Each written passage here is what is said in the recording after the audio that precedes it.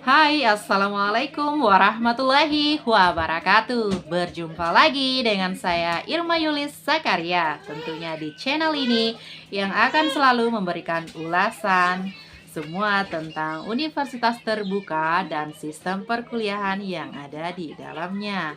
Oke, sebelum kita lanjut ke pembahasan, ada baiknya teman-teman memberikan dukungan channel ini dengan cara like, mensubscribe, dan jangan lupa setelah nonton video ini teman-teman meninggalkan jejak di kolom komentar agar saya selalu bersemangat dalam membuat video-video berikutnya. Oke, mari kita lanjut ke pembahasan. Kali ini saya akan mengulas salah satu program studi yang ada di jurusan Ekonomi Pembangunan, di mana jurusan Ekonomi Pembangunan berada di Fakultas Ekonomi dan Bisnis di Universitas Terbuka tentunya. Nah, pasti banyak teman-teman yang masih ragu dan bingung untuk mendaftar di salah satu jurusan program ataupun program studi yang satu ini, yaitu program studi Ekonomi Pembangunan S1. Nah, pasti banyak yang bingung, kira-kira kalau sudah lulus dari jurusan ini akan kemana arahnya atau kemana tujuan prospek kerjanya. Nah, daripada bingung dan supaya ada bayangan mengenai jurusan yang satu ini, maka saya akan mengulas beberapa pekerjaan yang bisa didapatkan oleh lulusan dari program studi Ekonomi Pembangunan S1. Yang pertama, lulusan yang satu ini bisa bekerja di lembaga pemerintahan seperti kementerian, lembaga ekonomi, atau badan perencanaan pembangunan. Nah, teman-teman nantinya yang sudah lulus dari jurusan ini tentunya dapat terlibat dalam perencanaan pembangunan, kebijakan ekonomi, kebijakan publik, dan evaluasi proyek-proyek pembangunan tentunya. Selanjutnya, pekerjaan atau prospek kerja yang kedua. Nah, kalau tadi ada di lembaga pemerintahan, lalu kali ini prospek kerja kedua ada di lembaga keuangan. Nah, lulusan dapat bekerja di lembaga keuangan seperti bank, lembaga pembiayaan, atau perusahaan asuransi.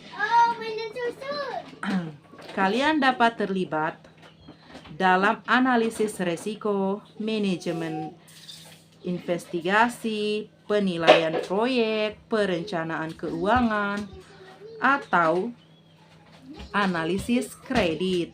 Nah, berikutnya prospek kerja yang ketiga, yaitu teman-teman setelah lulus dari jurusan ini dapat bekerja di organisasi internasional. Nah, lulusan ekonomi pembangunan memiliki peluang untuk bekerja di organisasi internasional seperti Bank Dunia, Dana Moneter Internasional atau IMF, atau Badan PBB. Oke, maaf saya ralat, ada sedikit gangguan kecil. Nah, saya ulang kembali bahwa di organisasi internasional teman-teman bisa bekerja seperti pada Bank Dunia, Dana Moneter Internasional atau IMF, atau Badan PBB lainnya. Kalian dapat terlibat dalam analisis kebijakan pembangunan, program bantuan internasional, atau proyek-proyek pembangunan negara-negara berkembang. Wah, prospek kerja yang sangat bagus, bukan? Yang keempat yaitu konsultan ekonomi. Nah, seperti apa prospek kerjanya? Mari kita dengar. Oke, lulusan dapat bekerja sebagai konsultan ekonomi untuk perusahaan swasta atau lembaga riset. Kalian dapat memberikan layanan konsultasi ekonomi melakukan penelitian pasar, analisis kebijakan, atau memberikan saran strategis kepada klien. Oke, yang berikutnya yaitu prospek kerja organisasi non-pemerintahan. Nah, organisasi non-pemerintahan seperti apa misalnya? Nah, lulusan dapat bekerja di organisasi non-pemerintahan yang fokus pada pembangunan sosial dan ekonomi. Mereka dapat terlibat dalam proyek pengembangan masyarakat, advokasi kebijakan,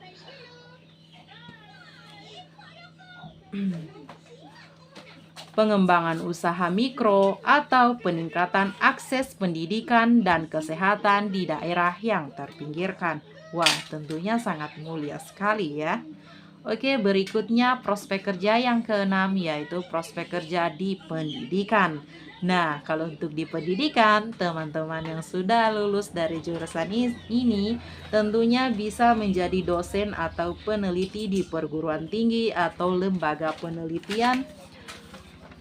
Kalian dapat menyebarkan pengetahuan kepada generasi muda atau generasi penerus, melakukan penelitian di bidang ekonomi pembangunan, atau terlibat dalam program pengembangan kurikulum. Tentunya kalau ingin menjadi dosen, teman-teman harus mengambil jurusan magister yang sama, yang linear, agar teman-teman bisa memberikan pengetahuan yang lebih maksimal kepada calon-calon mahasiswa ataupun mahasiswi teman-teman nantinya.